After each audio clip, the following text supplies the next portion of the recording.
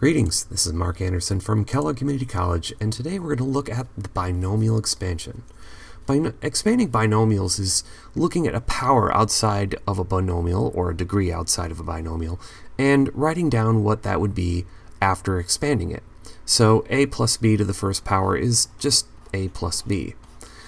A plus b to the second power would be a plus b and a plus b, and we're used to doing problems like these because probably by now you've done a lot of FOIL, where you multiply the first terms, the inside terms, the outside terms, and the last terms.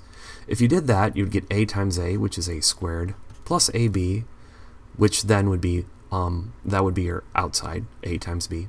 And then this b times a could be rearranged to say another ab, for a total of 2ab if we collect like terms, plus b squared. Now to go to a plus b cubed, it's like having three of them. A plus b, and finally a plus b.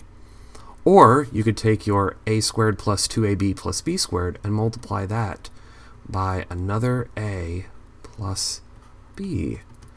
And by doing your distribution over here, you'd get 6 terms. And the first one starting with a cubed, and then you'd get 5 more terms, and those 5 terms can then be simplified together to make a total of a cubed plus 3a squared b plus 3ab squared plus b cubed.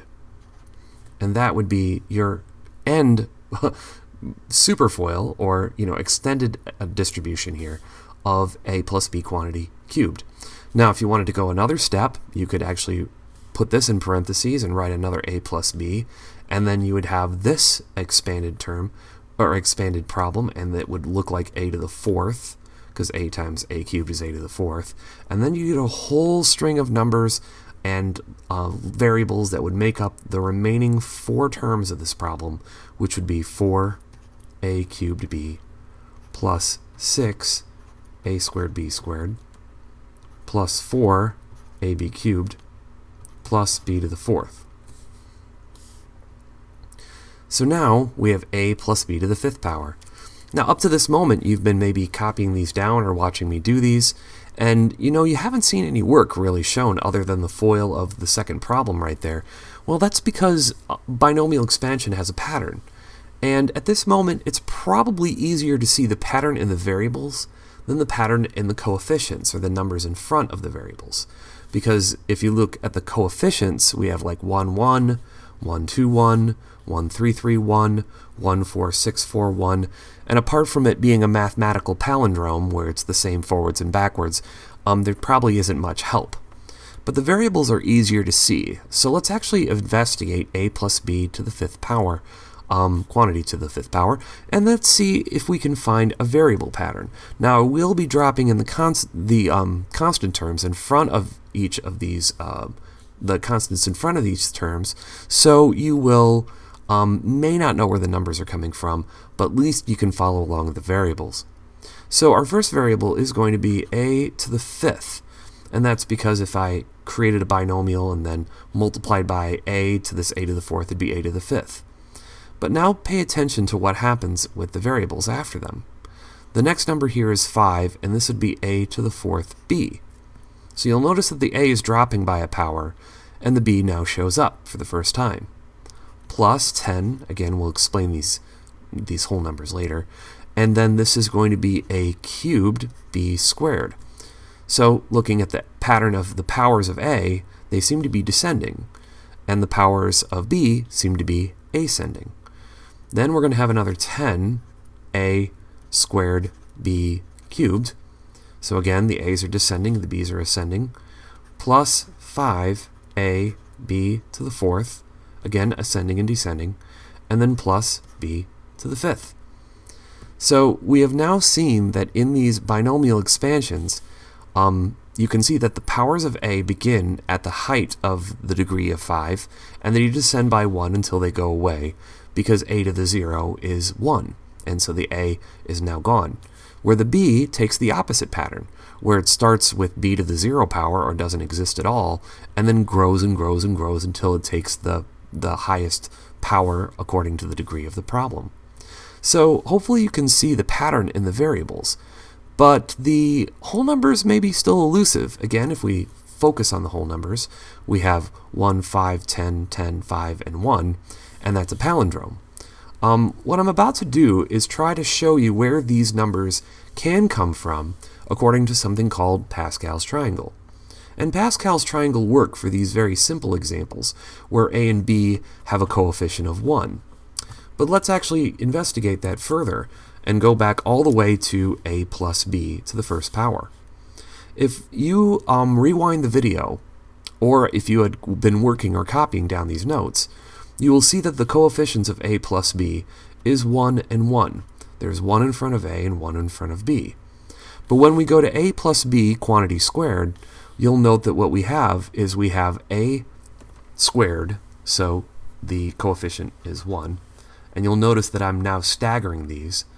The middle term of 2ab has a coefficient of 2, and the coefficient of b squared has a coefficient of 1. So now we're going to go to our a plus b quantity cubed and look at the leading coefficients on each of those terms. And we see it's 1, 3, 3, and 1. And this is why we're putting this in a triangle, because Pascal's triangle creates this beautiful pyramid here. So one of the key pieces of this is in the way that two adjacent numbers from the previous row will add to make the number that's between them. So moving on to the fourth power, where you have the coefficients of 1, 4, 6, 4, and 1, you see that 1, 4, 6, 4, and 1 are all part of that pattern. And the one that we just did for a plus b to the fifth power was 1, 5, 10, 10, 5, and 1. So by going through this process, what we have is this beautiful way to find the leading coefficients in an expanded binomial if and only if the numbers in front of here are 1 and 1. So to kind of like get ready to do this a plus b to the sixth power, which I will put here, a plus b quantity to the sixth power, we will now use our Pascal's triangle to find our numbers that will go in front of each of the coefficients. So we have 1, 6, 15, 20, 15, 6, and 1. Now we normally wouldn't write 1 in front of a variable, so what I'm going to do is I'm going to write a to the sixth.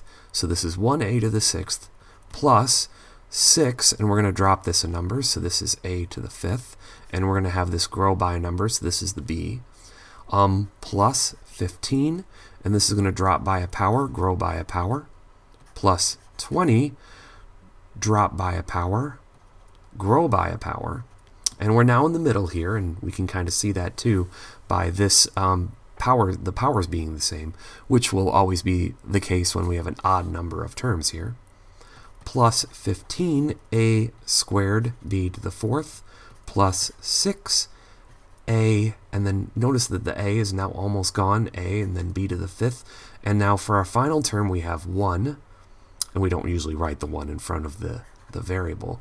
The a is completely gone, and b is raised to the sixth power. Now this is a really nice pattern, but there are limitations to Pascal's triangle, because what if I have a plus b raised to the 30th power, and I don't really want to make a pyramid with all of these stages? It's limiting. So we do have an alternative for finding the coefficient when the degree of the binomial is large, and it's called factorial. We have some factorial notation, and we're going to explore that and actually tie that into something called a combination. And if you have a graphing calculator, you'll be easily able to basically compute factorials. But one missing component to these notes is someone who might think that the pyramid has lost its top. Well, if we go up the chart and we see a plus b to the first power, what's before a plus b to the first power? Well, what's before a plus b to the first power is a plus b to the 0 power, which in fact is 1. And anything raised to the 0 power is 1, and that's a very important lesson in this worksheet. So for part 2, what we're about to do is we're about to talk a little bit about what is binomial, what is n factorial, and how that connects to the binomial expansion and how that will connect to the binomial formula in the later videos to come. So thank you for watching part 1 of the binomial expansion. Stay tuned for the rest.